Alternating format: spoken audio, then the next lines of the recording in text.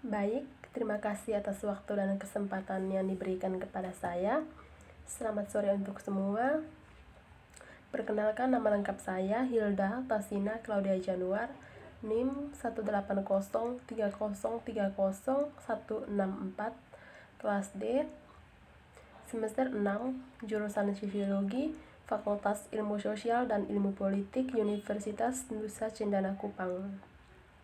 Baik, pada kesempatan kali ini saya akan mempresentasikan hasil review bukunya Andre Futter tentang baru, diperbaharui, dan sepenuhnya direvisi.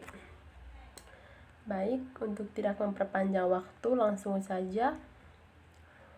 Yang pertama yaitu tentang politik senjata nuklir. Senjata nuklir berbeda dari senjata lain karena ukurannya yang sangat besar, kapasitas destruktifnya.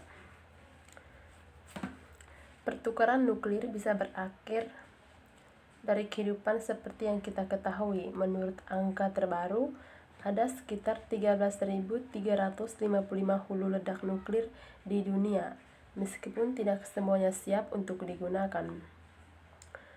Mayoritas senjata ini dipegang oleh Amerika Serikat dan Rusia. 8 negara telah secara resmi menguji dan saat ini menggunakan senjata nuklir, yaitu Amerika Serikat, Rusia, Inggris, Prancis, Cina, India, Pakistan, Korea Utara, dan Israel. Secara luas diyakini memiliki kemampuan senjata nuklir juga. Hanya 5 negara ini, yaitu Amerika Serikat, Rusia, Inggris, Prancis, dan Cina, secara hukum diakui sebagai negara senjata nuklir oleh Perjanjian Non-Proliferasi Nuklir 1968.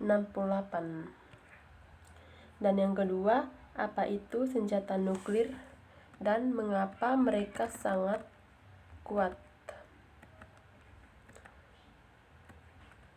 Kekuatan bom nuklir berasal dari energi yang dilepaskan ketika sebuah bom dengan kekuatan neutron ekstra. Jika sejumlah bahan dapat disatukan dengan cepat, dimungkinkan untuk membuat rantai reaksi yang melepaskan energi dalam jumlah besar.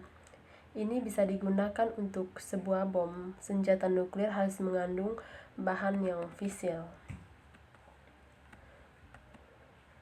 Senjata nuklir hanya digunakan 2 kali oleh Amerika Serikat untuk melawan kota Hiroshima dan Nagasaki di Jepang pada Agustus 1945.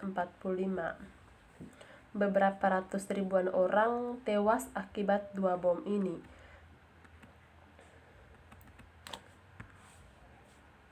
Yang ketiga, proliferasi nuklir dan zaman nuklir.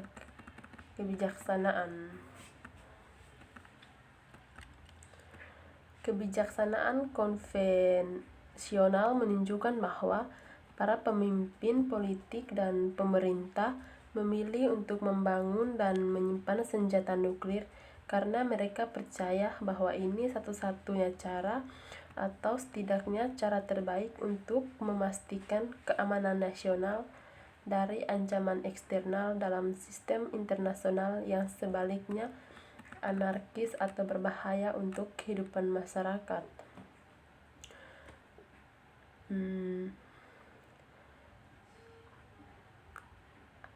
Dalam kasus akuisisi nuklir yang tidak didorong sampai batas tertentu oleh masalah keamanan sosial, yaitu Amerika Serikat yang membuat bom karena takut akan kemungkinan Nazi Jerman bangun. Yang kedua, Uni Soviet membuat bom karena merasa terancam oleh Amerika Serikat. Dan yang ketiga, Inggris dan Prancis membuat bom karena mereka merasa terancam oleh Uni Soviet. Terus Cina membangun bom karena merasa terancam oleh Amerika Serikat dan Uni Soviet. Israel membuat bom karena merasa terancam oleh tetangganya yaitu Arab, dan India membuat bom karena merasa terancam oleh Cina. Pakistan membuat bom karena merasa terancam oleh India, dan Iran mungkin juga akan membuat bom karena merasa terancam oleh Amerika Serikat. Terus yang berikut, proliferasi vertikal dan horizontal.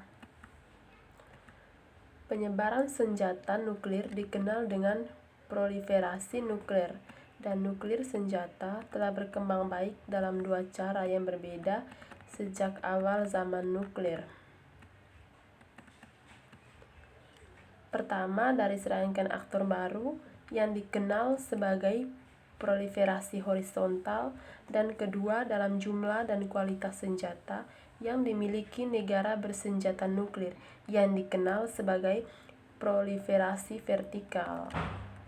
Budaya strategis lensa yang melaluinya lingkungan ancaman eksternal berada dipaham dan ditanggapi juga merupakan sebagai kunci untuk keputusan dari suatu negara untuk membuat bom. Proliferasi vertikal melibatkan negara-negara bersenjata nuklir yang membangun lebih banyak nuklir senjata. Proliferasi horizontal adalah perolehan senjata nuklir oleh aktor baru. Keduanya menghadirkan tantangan bagi tatanan nuklir global. Yang berikut, revolusi nuklir. Strategi nuklir dan perang nuklir. Revolusi nuklir, strategi nuklir, dan perang nuklir dibagi lagi menjadi revolusi nuklir, pencegahan nuklir, dan dilema keamanan, terus kehancuran yang dijamin bersama dan stabilitas strategis. Yang ketiga, postur nuklir dan penargetan nuklir. Yang keempat, eskalasi Nirmizes dan perang nuklir.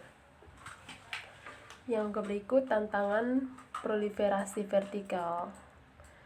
Tantangan proliferasi vertikal dibagi lagi menjadi 4 bagian.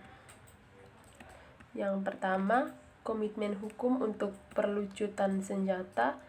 Yang kedua, Amerika Serikat dan keunggulan nuklir.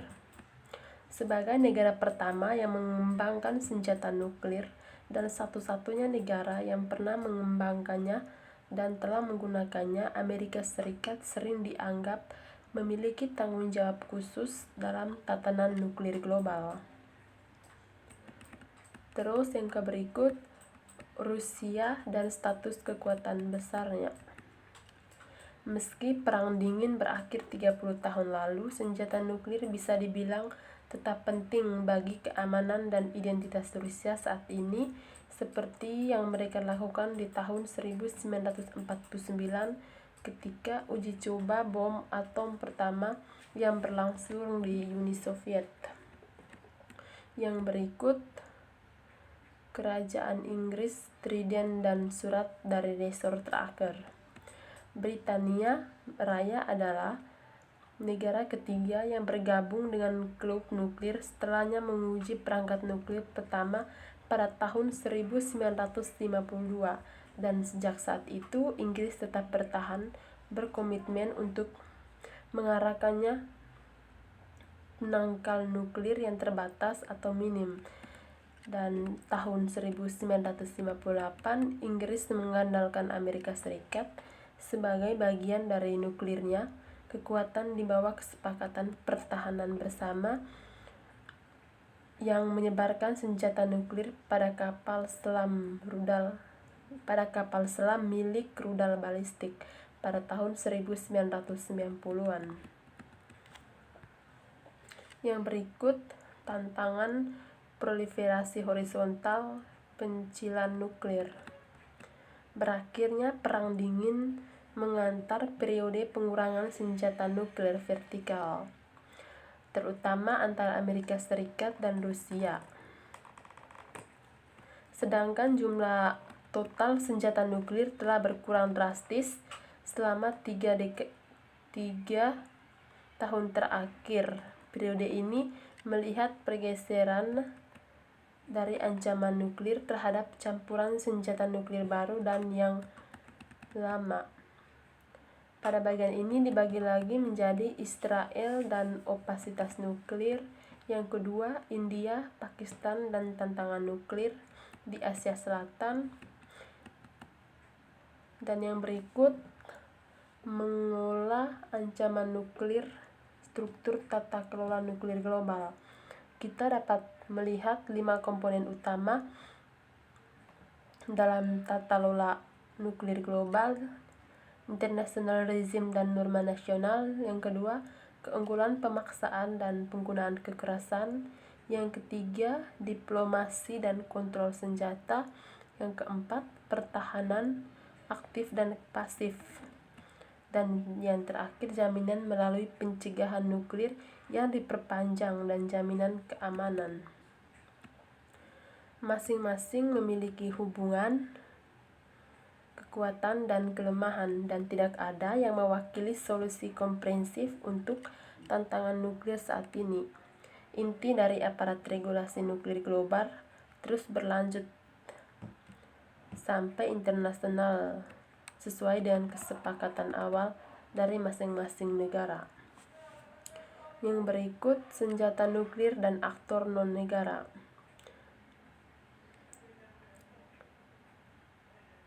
Pada tahun 1980 dan 1990-an, ilmuwan Pakistan Khan mendirikan sebuah global jaringan penyelundupan bahan dan cetak biru terkait nuklir dan dijual teknologi terkait nuklir ke sejumlah negara bagian yang berbeda di seluruh dunia, terutama di Korea Utara dan Libya. Perdagangan nuklir ini disebut sebagai perdagangan ilegal yang menjadi pertimbangan ancaman yang sangat mampu sampai saat ini. Ancaman kelompok teroris mendapatkan akses ke bahan nuklir atau nuklir senjata selalu ada dan merupakan salah satu risiko nuklir terbesar yang kita hadapi saat ini. Teroris mungkin memilih untuk meledakkan bom kotor non-nuklir untuk menimbulkan masa panik dan gangguan psikologi. Baik, itu saja yang saya jelaskan dari materi hari ini. Sekian dan terima kasih.